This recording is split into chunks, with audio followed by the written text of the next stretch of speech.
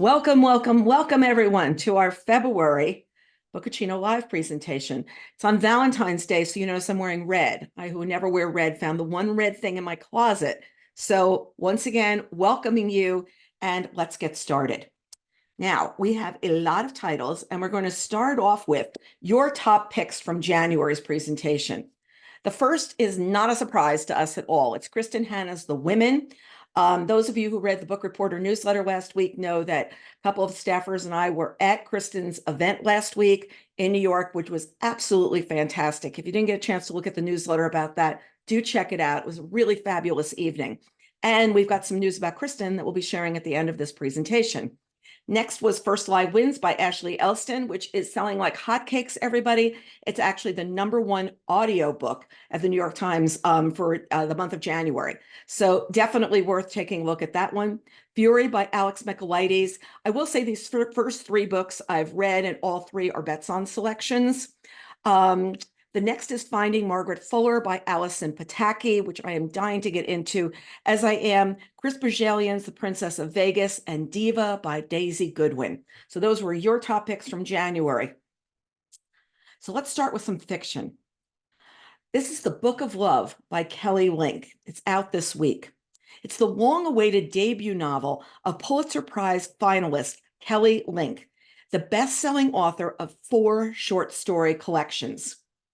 Late one night, Laura, Daniel, and Mo find themselves beneath the fluorescent lights of a high school classroom, almost a year after disappearing from the small seaside community of Lovesend, Massachusetts, having long been presumed dead, which in fact they are.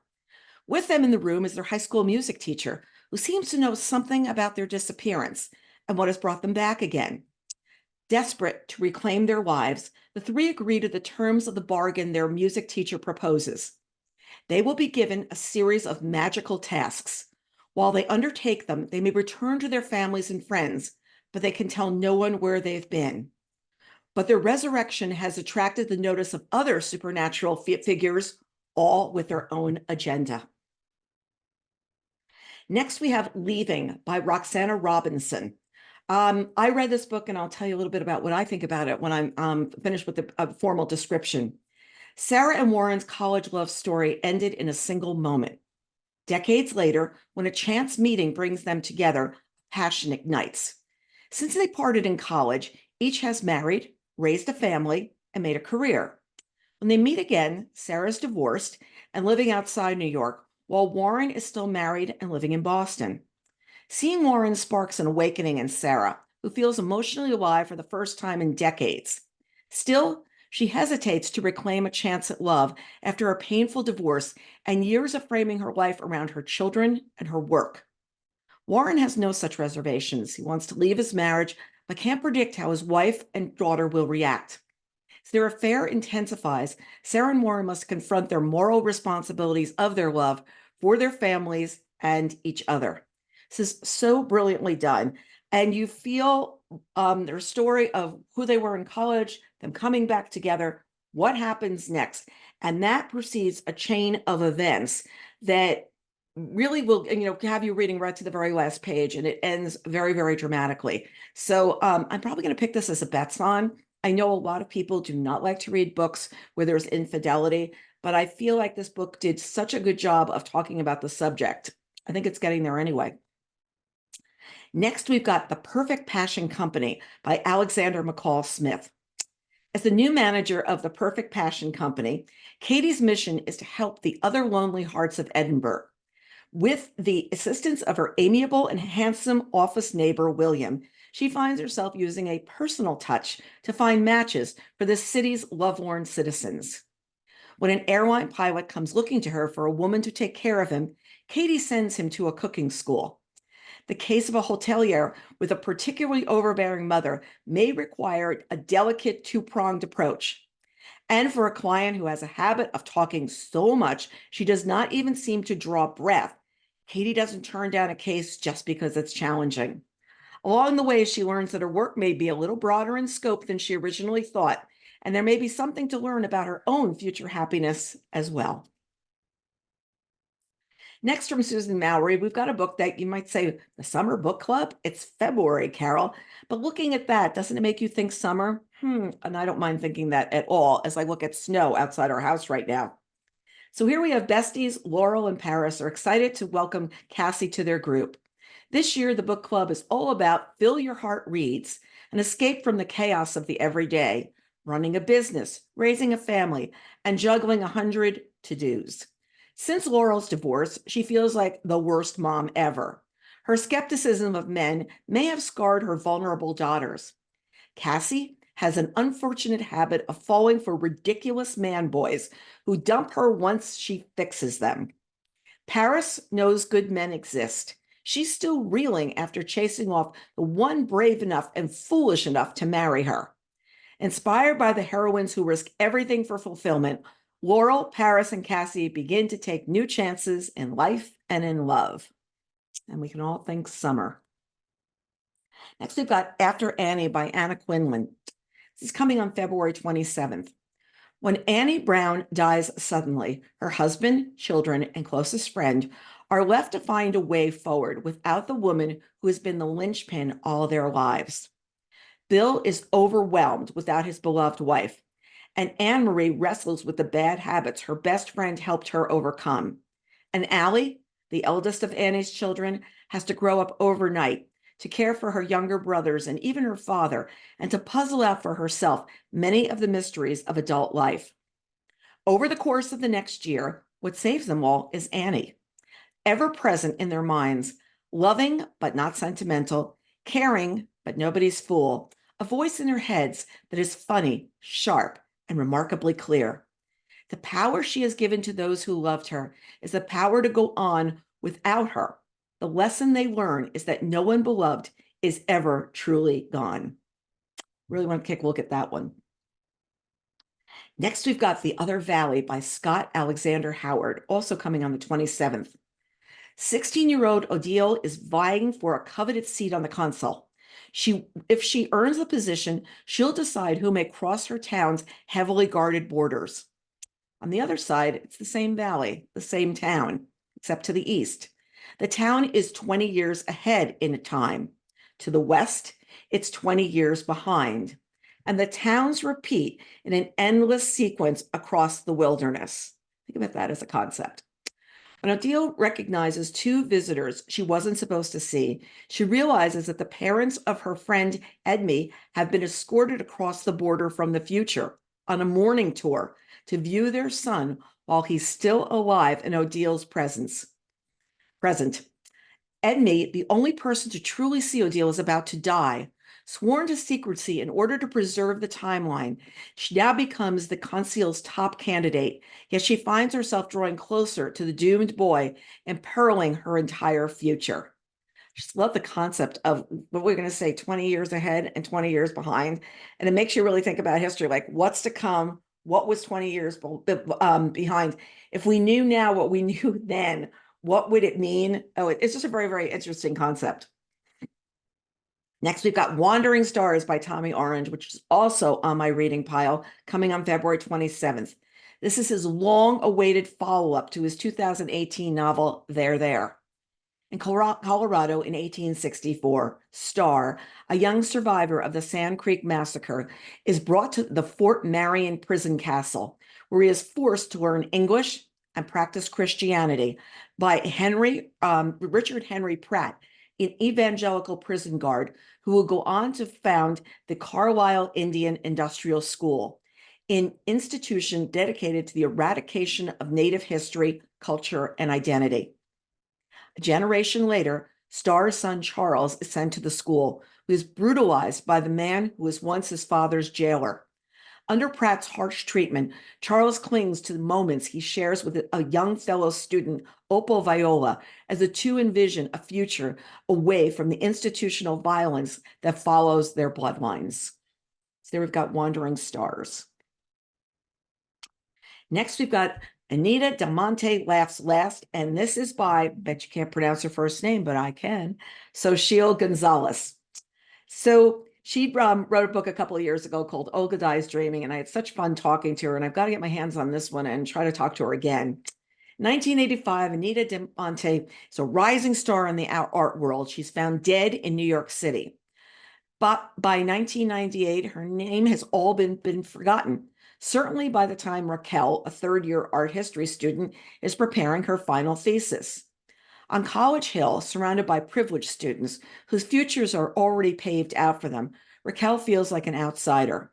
Students of color like her are the minority there, and the pressure to work twice as hard for the same opportunities is no secret. But when Raquel becomes romantically involved with a well-connected older art student, she finds herself unexpectedly rising up the social ranks. As she attempts to straddle both worlds, she finds she stumbles upon Anita's story, raising questions about the dynamics of her own relationship, which eerily mirrors that of the forgotten artist. So we've got Anita Demonte Laughs Last. Next, we've got Parasol Against the Axe by Helen Ayuyami. For reasons of her own, Hiro Tajaso accepts an invitation she half expected to decline and finds herself in Prague on a bachelorette weekend hosted by her estranged friend, Sophie. Little does she know that she has arrived in a city with a penchant for playing tricks on the unsuspecting. A book Hiro has brought with her seems to be warping her mind. The text changes depending on when it's being read and who's doing the reading, revealing startling new stories of fictional Praguers past and present. Uninvited companions appear at bachelorette activities and at city landmarks, offering opinions, humor, and even a taste of treachery. When a third woman from Hiro and Sophie's past arrives unexpectedly, the tensions between the friends' different accounts of the past reach a new level. So Parasol Against the Axe. Next, we've got some historical fiction. First, from a name you recognize, Kate Quinn and Janie Chang, we've got The Phoenix Crown. It's on sale this week, and it's a paperback original. In San Francisco in 1906, two very different women hope to change their fortunes. Gemma, a soprano whose career desperately needs rekindling, and Su Ling, a Chinatown embroideress who's determined to escape an arranged marriage.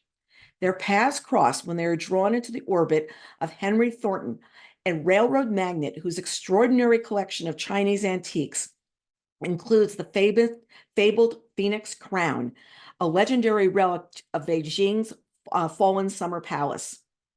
His patronage offers Gemma and Su Ling the chance of a lifetime, but their lives are thrown into turmoil when a devastating earthquake rips San Francisco apart and Thornton disappears, leaving behind a mystery reaching further than anyone could have imagined, until the Phoenix Crown reappears 5 years later at a sumptuous Paris costume ball, drawing Gemma and Su Ling together in one last desperate quest for justice.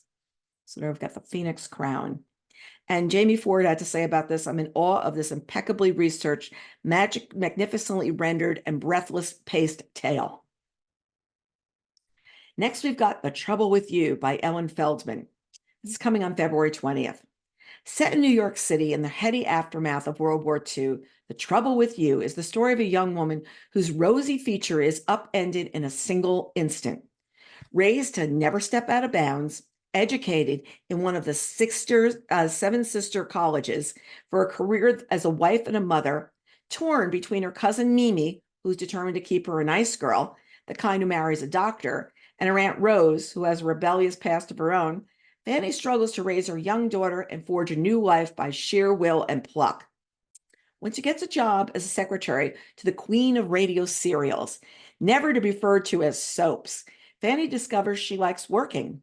Through her friendship with an actress who stars on the series and the man who writes them, she comes face to face with the blacklist, which is destroying careers and wrecking lives. Ultimately, Fanny must decide between playing it safe and doing what she knows is right. Which is she going to pick? Trouble with You by Ellen Feldman. Next, we've got No Better Time by Sheila Williams, also coming up for February 27th. The wake of the attack on Pearl Harbor in December 1941, Dorothy Thom joins the Women's Army Corps.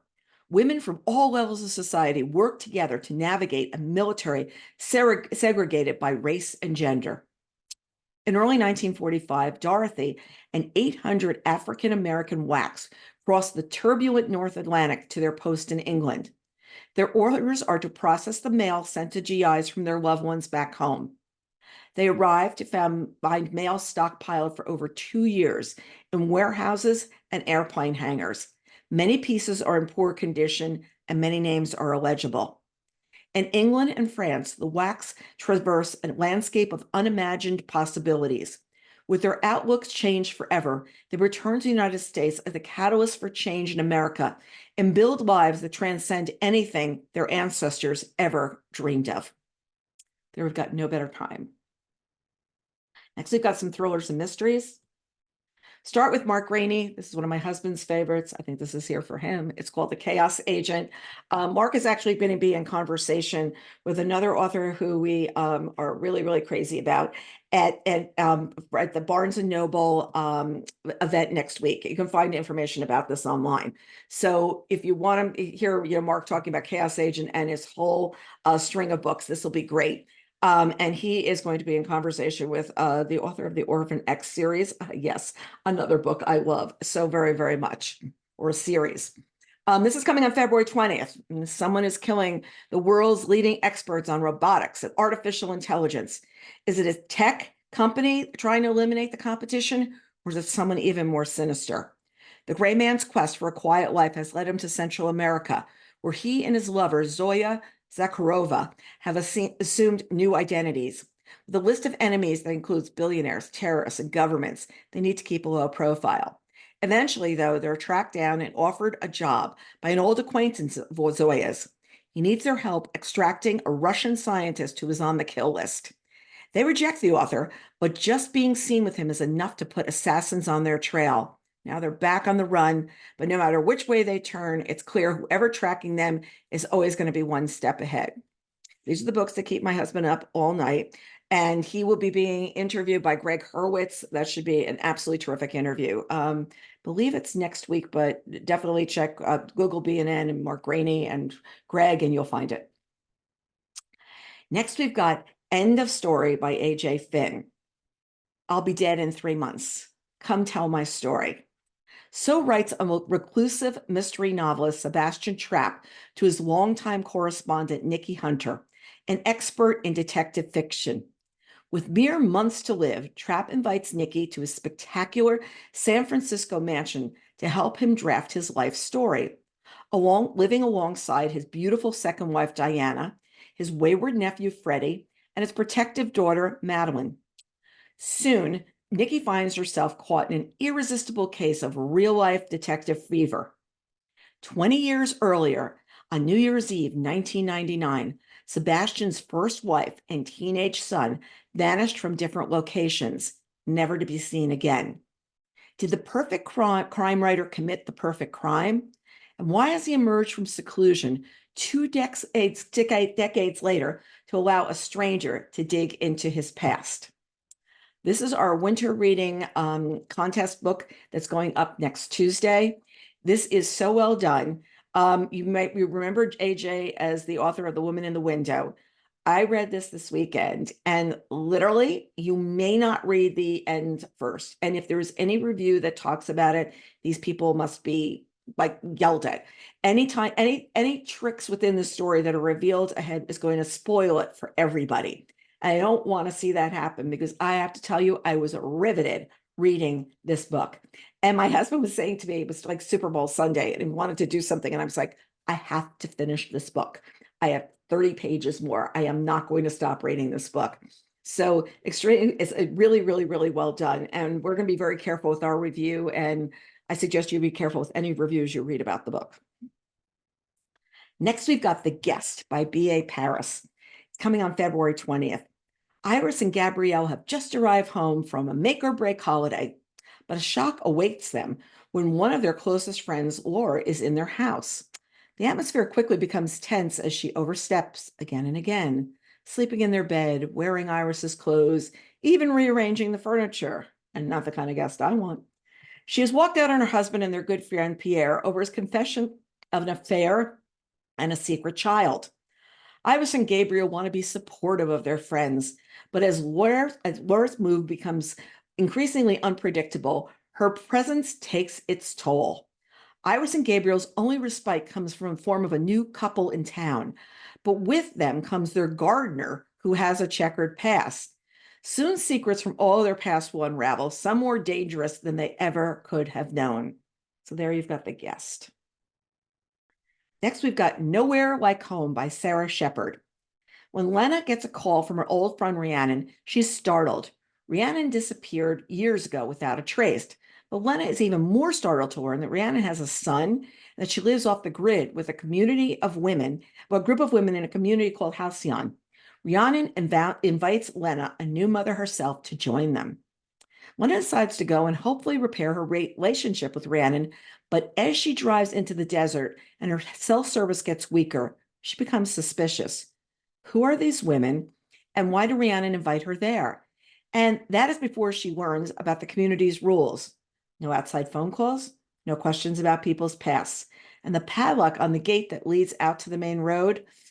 Okay, but Lena has other concerns. Secret from her past that she is terrified will come out. So I guess it really is Nowhere Like Home. Next, we've got Finley Donovan Rolls the Dice. And this whole series has been called by John Ivanovich that Finley Donovan is irresistible, and she completely is. Finley and her nanny partner in crime, Vero, plan a trip to Atlantic City.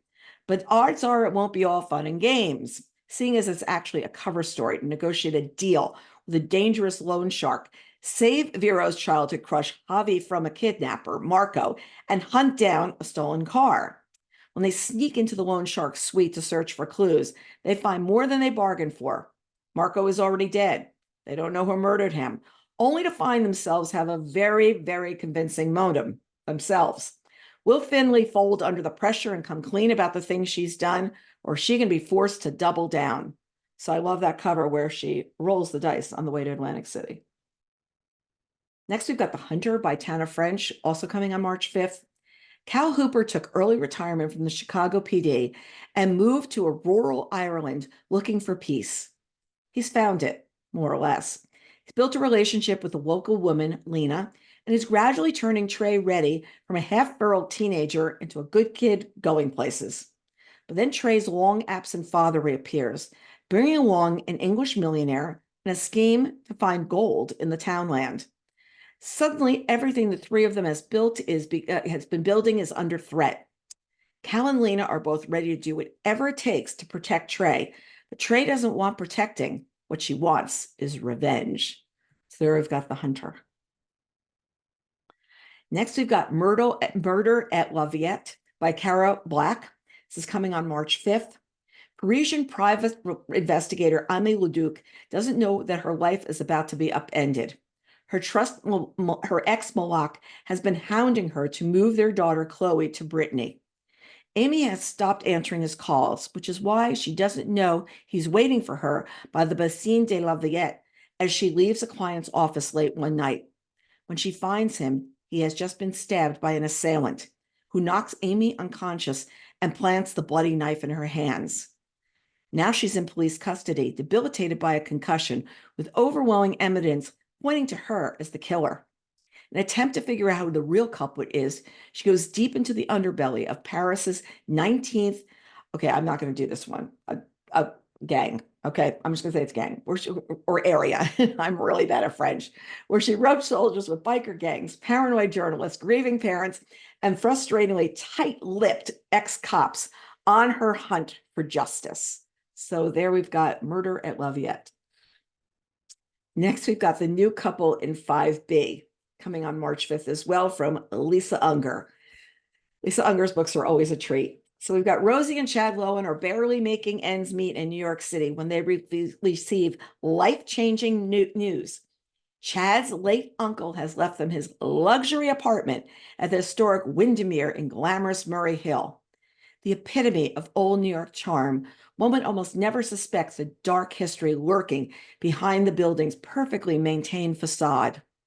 As the Lowens settle into their new home, Rosie suspects that there's more to Windermere than meets the eye. Why is the doorman ever present? Why are there cameras everywhere? And why have so many gruesome crimes occurred there throughout the years? When one of the neighbors turns up dead, Rosie must get to the truth about Windermere before she too falls under its dangerous spell. Anything with real estate in New York and what's going on, you got me. You got me at that subject. Next, we've got some memoirs, biographies, and nonfiction. Starting with Murder in Hollywood, the untold story of Tinseltown's most shocking crime by Casey Sherman. I had the pleasure of meeting Casey last year. I had interviewed him, but actually meeting him in person at Hampton's Whodunit out in East Hampton in April. And he was just so interesting to talk to about the true crime stories that he has written. This is out this week. From the outside, Hollywood star Lana Turner seemed to have it all: a thriving film career, a beautiful daughter, and the kind of fame and fortune that most people could only dream of. But when the famous femme fatale began dating mobster Johnny Stompanato, her personal life became violent and unpredictable. Eventually, the physical and emotional abuse became too much to bear, and she attempted to break it off with Johnny with disastrous consequences. The details of what happened that fateful night remain foggy, but it ended in a series of frantic phone calls and Stompanato dead on Lana's bedroom floor, with Lana's daughter Cheryl claiming to have plunged a knife into his abdomen in an attempt to protect her mother. The subsequent murder trial made for biggest headlines of the year, its drama eclipsing every Hollywood movie. So there we've got what really happened with Lana Turner and her daughter in the house that night.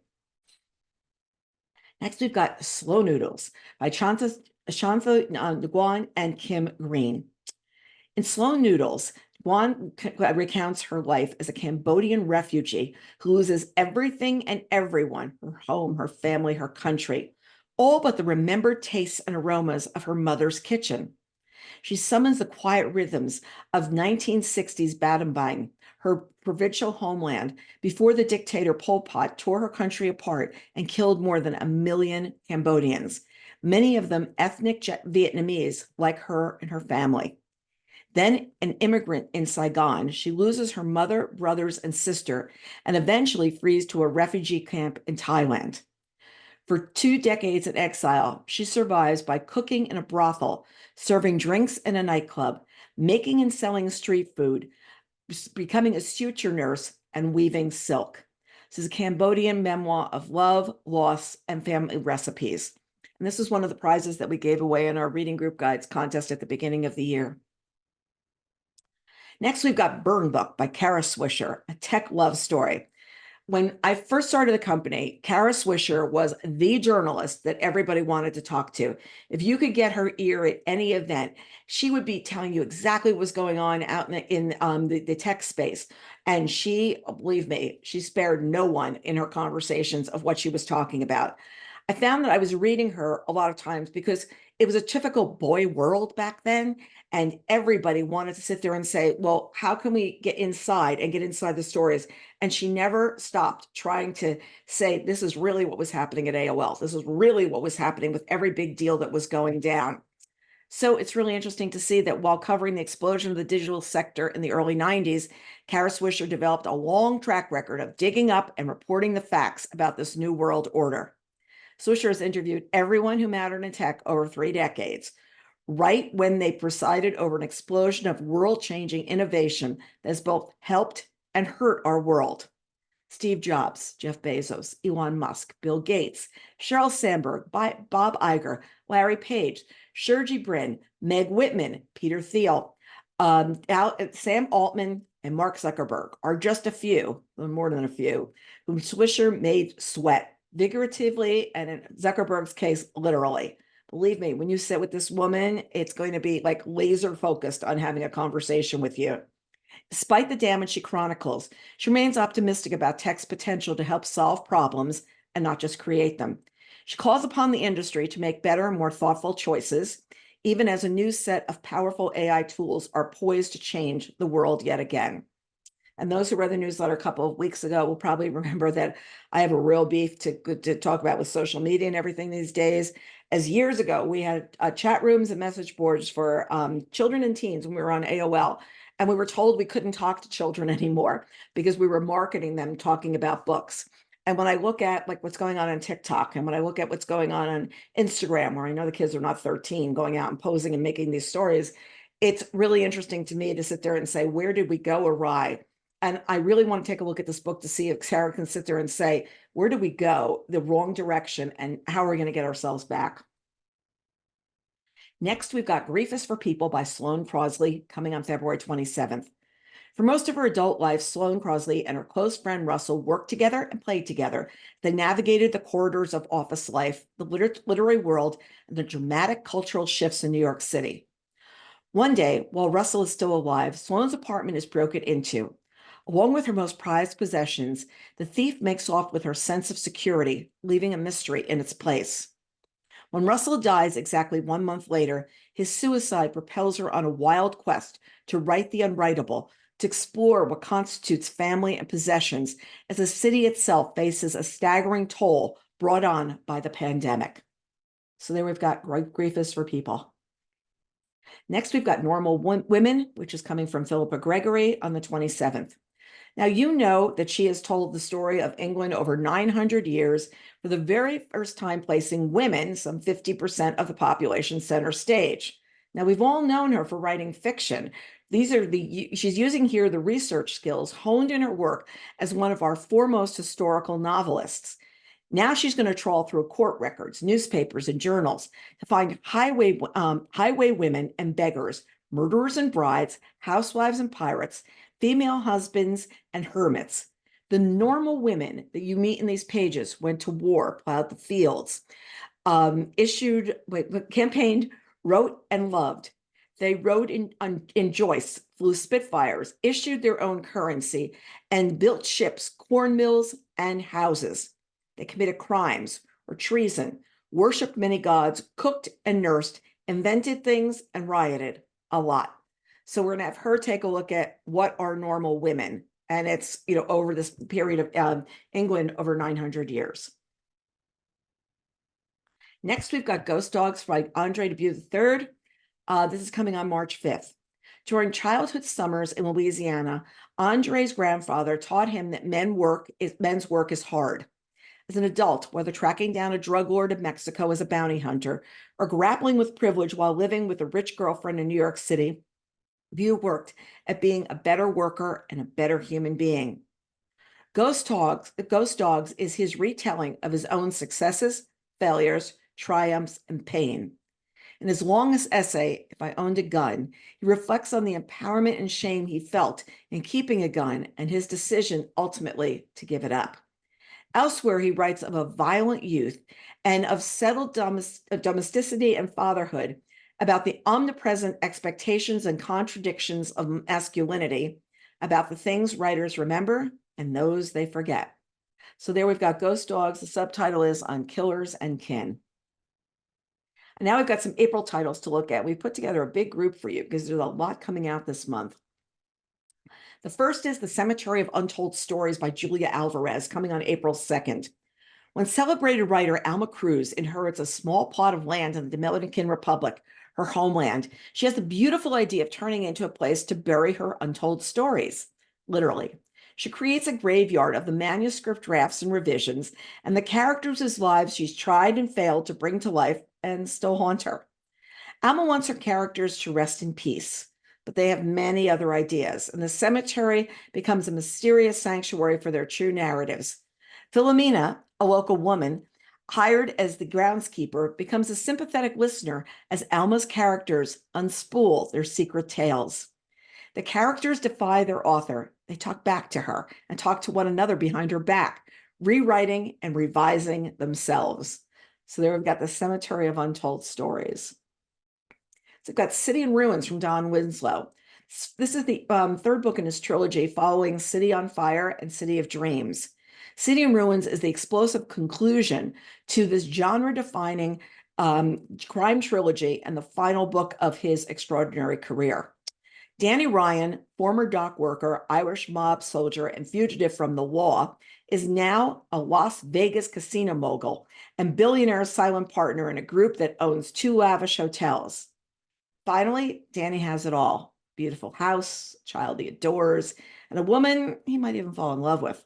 When Danny tries to convert an old hotel into his dream resort, he triggers a war against Las Vegas power brokers, a powerful FBI agent bent on revenge, and a rival casino owner with dark connections of his own.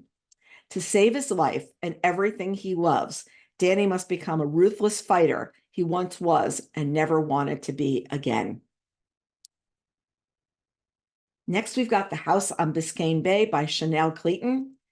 The Great War finally behind them, many Americans flocked to South Florida, where their sights on making a fortune.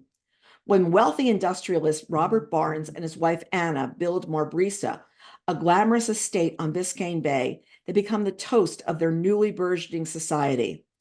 Anna and Robert appear to have it all, but in a town like Miami, appearances can be deceiving, and one scandal can change everything. Years later, following the tragic death of her parents in Havana, Carmen Acosta journeys to Marbrisa, the grand home of her estranged older sister Carolina and her husband, Asher Wyatt. On the surface, the Gilded Estate looks like a paradise, but Carmen quickly learns that nothing at Marbrisa is as it seems. The house has a treacherous legacy, and Carmen's own life is soon in jeopardy unless she can unravel the secrets buried beneath the mansion's facade and stop history from repeating itself. Next, we've got She's Not Sorry by Mary Kubica. Megan Michaels is trying to find balance between being a single mom to a teenage daughter and working as a full-time nurse. While on duty at the hospital one day, a patient named Caitlin arrives in a coma with a traumatic brain injury, having jumped from a bridge and plunging over 20 feet to the train tracks below. But when a witness comes forward with shocking details about the fall, it calls everything they know into question. Was Caitlin pushed? And if so, by whom and why? Megan has always tried to stay emotionally detached from her parents, but this time she mistakenly lets herself get too close until she's deeply entangled in Caitlin's and her family's lives. Only when it's too late does she realize that she and her daughter could be the next victims. Next, we've got A Table for Two by Amor Towles. It's coming on April 2nd. Millions of Amor Towles fans are in for a real treat as he shares some of his shorter fiction, 6 stories based in New York City, and a novella set in Golden Age Hollywood. The New York stories, most of which take place around the year 2000, consider the fateful consequences that can spring from brief encounters and the delicate mechanics of compromise that operate at the heart of modern marriages. In Towles' novel, Rules of Civility, the indomitable Evelyn Ross leaves New York City in September 1938 with the intention of returning home to Indiana. But if her train pulls into Chicago where her parents are waiting, she instead extends her ticket to Los Angeles. Told from 7 points of view, Eve in Hollywood describes how Eve crafts a new future for herself and others in a noirish tale that takes us through the movie sets, bungalows, and dive bars of Los Angeles. So there you've got Table for Two. And if you read in the newsletter last week, Amor Towles, A Gentleman in Moscow, has been made for television, and that is, I believe, starting on February 27th. Might have that date wrong. Tom will correct us later on at the after show. So if I don't have that correct, but and where that's going to be airing, he can remind us as well. Next, we've got The Secret Lives of Booksellers and Librarians by James Patterson and Matt Eversman. This is coming on April 8th. To be a bookseller or librarian, you have to play a detective, be a treasure hunter, a matchmaker, an advocate, a visionary. Person who creates book joy by pulling a book from a shelf, handing it to someone and saying, "You've got to read this, you're going to love it." Step inside the secret lives of booksellers and librarians and enter a world where you feed your curiosities, discover new voices, and find whatever you want or require. This place has the magic of rainbows and unicorns, but it's also a business, the book business. Meet the smart and talented people who live between the pages and who can't wait to help you find your next book. Looking forward to this one because there is definitely, it's a business, it's the book business, and it's really been an interesting business for me to navigate over the last almost 28 years, because what worked then does not work now and may not work next year. And you've got to constantly be on top of how the business is changing and what people are looking for. So very, very interesting to see what this book will be. Next, we've got Daughter of Mine, which I am currently reading by Megan Miranda.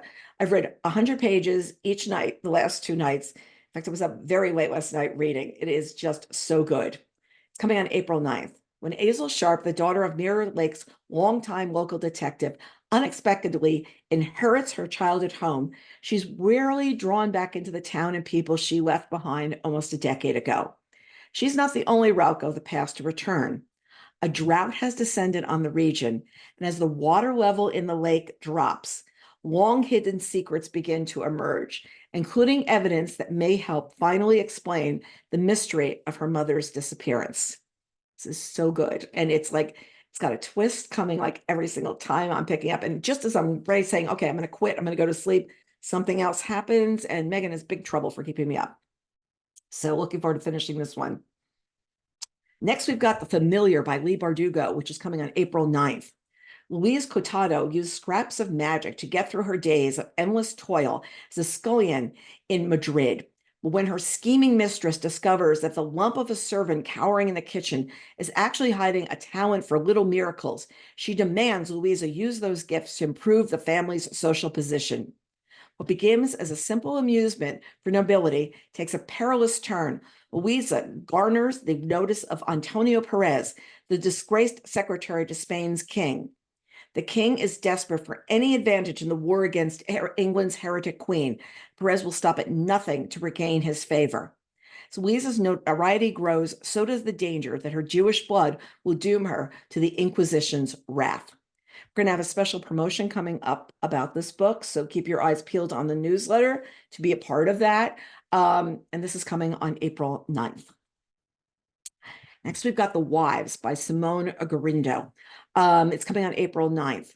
I had the pleasure of meeting with Simone at a publisher lunch a couple of weeks ago, and she was just so interesting to hear talk about her story. And it's one of those books I am just dying to read because it's meeting her and hearing her passionate feelings about where her life has taken her and what she's come to learn.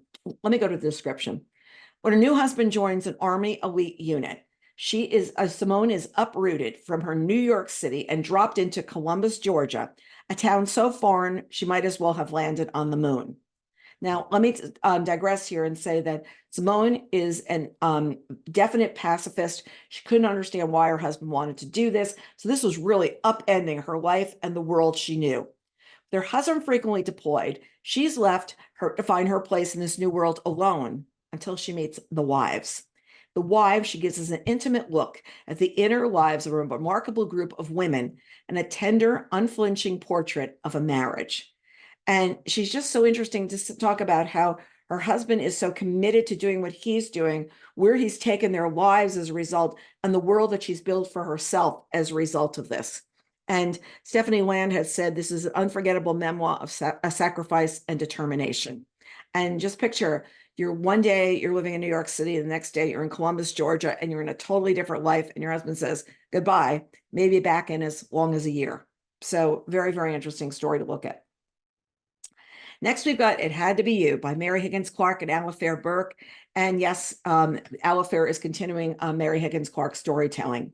Two identical brothers seem perfect in every way, handsome, intelligent, popular, until a shocking summer night when one brother has killed his parents in cold blood, while the other brother had an ironclad alibi. But which twin was where during the murders?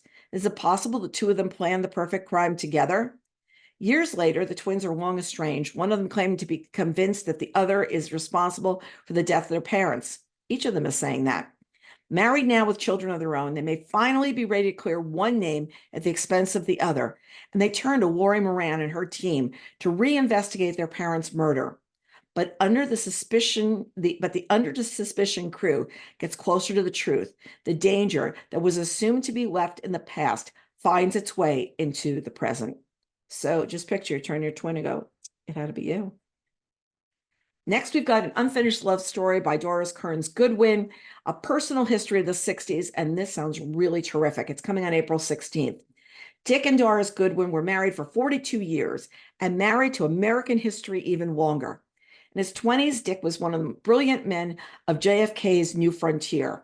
In his 30s, he was both named and helped design Lyndon Johnson's Great Society as a speechwriter and a close advisor to Robert Kennedy. Doris Kearns was a 24-year-old graduate student when selected as a White House Fellow, and she worked directly for Lyndon Johnson and later assisted on his memoir. Their last great adventure involved finally opening more than 300 boxes of letters, diaries, documents, and memorabilia that Dick had saved for more than 50 years. And they soon realized that they had before them an unparalleled personal time capsule of the 1960s, illuminating public and private moments of a decade when individuals were powered by the conviction they could make a difference. A time like today, marked by struggles for racial and economic justice, and a time when lines were drawn and loyalties tested. And I want to read this because I'd like to see it told from both sides of the political aisle. I'd like to see what really was going on in Washington in the 60s. And I want to see it told by people who are actually there. So I'm really looking forward to this one.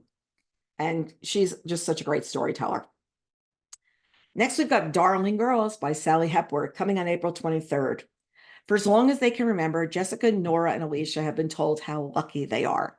As young girls, they were rescued from family tragedies and raised by a loving foster mother, Miss Fairchild, on an idyllic farming estate, and given an elusive second chance at a happy family life.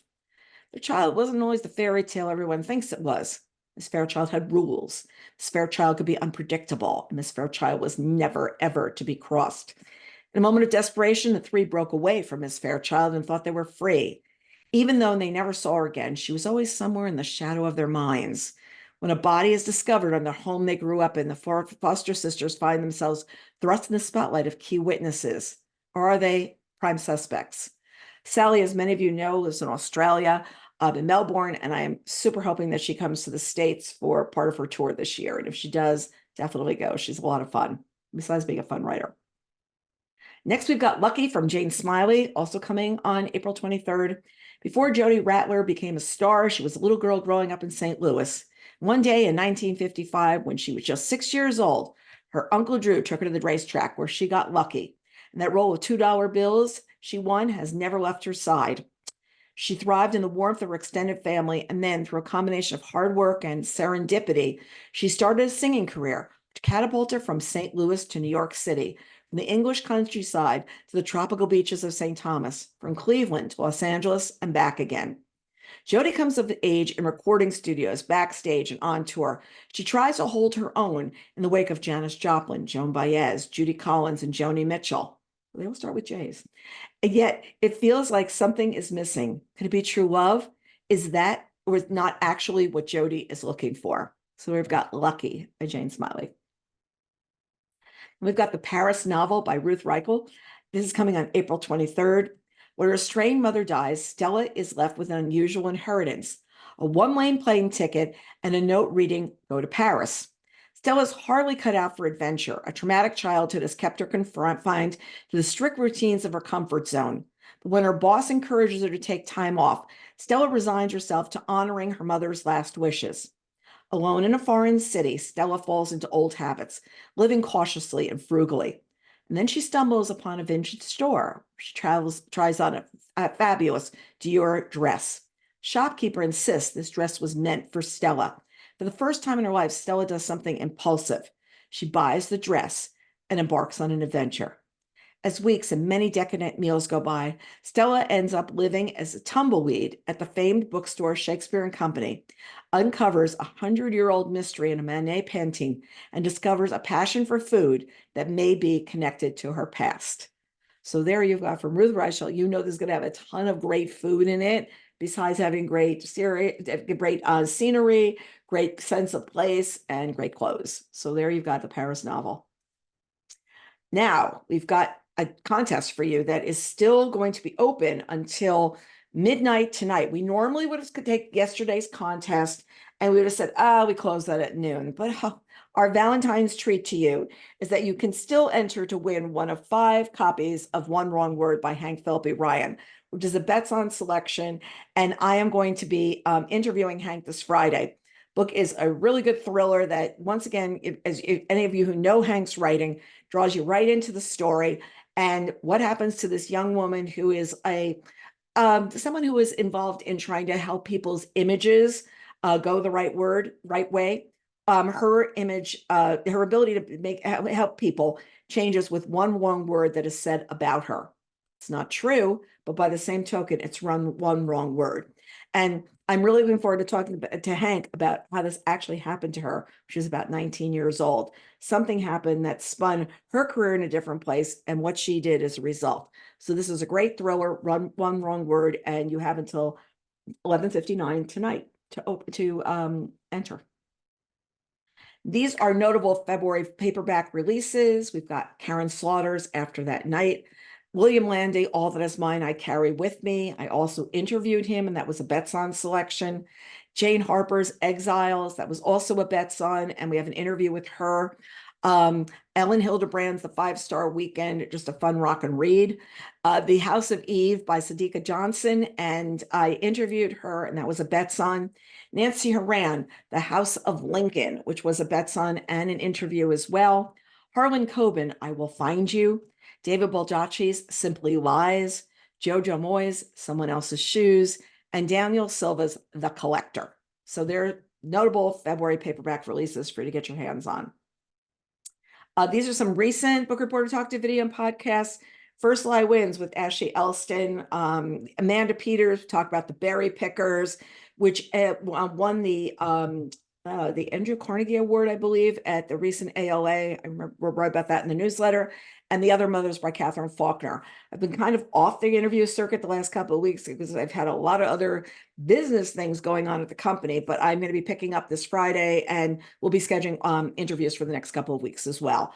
So lots going on there. And we also have for our next Bookaccino live event, a book group event on Wednesday, February 28th at 8 p.m. You can sign up to be part of the audience where Shelby Van Pelt talks about Remarkably Bright Creatures. Looking forward to this. We know this book has been a huge success. Many of you have asked us to put this event together. So we're glad to be able to make this happen for you. So she will be talking about Remarkably Bright Creatures and hopefully what's next and how she came to write this story. If you've got a question that you would like to ask Shelby during this event, send me an email with Shelby in the subject line. Tell me who you are, where you're from, what your question is, and if you want to be on camera or off. On camera means we'll make sure you're available a little bit before the show so that you can get signed on and be ready to part of the conversation. Or if you're camera shy, no worries, I can ask your question for you. So if you put that together and let us know, I need the questions by noon on February 28th. So if you can just get that together, that'd be great. Looking forward to this one. And we have a very special Book Reporter Talks to program. Kristen Hanna will be joining us on Wednesday, March 6th at 7 o'clock. No, it's 7 o'clock, not our usual 8 o'clock time. She will be discussing the women and asking questions from the winners of our recent contest. This is something that we did earlier in the year with William Ken Kruger, and it was such a huge success that we decided, well, let's try it again. Instead of just doing a talks to where I'm just meeting with the author by myself, let's bring some of our early readers. We had 25 people who won copies of this book to come on and share their questions as well. If you do have a question that you may want to ask, have me ask Kristen, you can also shoot me a note with the subject line, Kristen, and I will see if I can answer your question. I know that I've been hearing from a lot of you that you've been staying up very late at night reading this book, and people are really enjoying it. And for those of us who had the pleasure of listening to Kristen last week, we know that she's going to only be doing about 6 events around the country. So we are hoping you have the opportunity to hear her, be able to speak that night. And we're so grateful to her that she made time in her schedule to do this event with us. So, and our next Bookaccino live book review event will be on March 13th, Wednesday, March 13th at 2 o'clock. It will be a lucky day, March 13th. And we will be previewing books from March 12th through April 2nd and peeking ahead at May. And how can I be peeking ahead at May already? I cannot believe this. So we want to thank everybody for joining us. Those of you who are live, if you want to stay on, we'll do a little Q&A after this. But once again, thank you for joining us. And we look forward to seeing you next time on Bookaccino Live.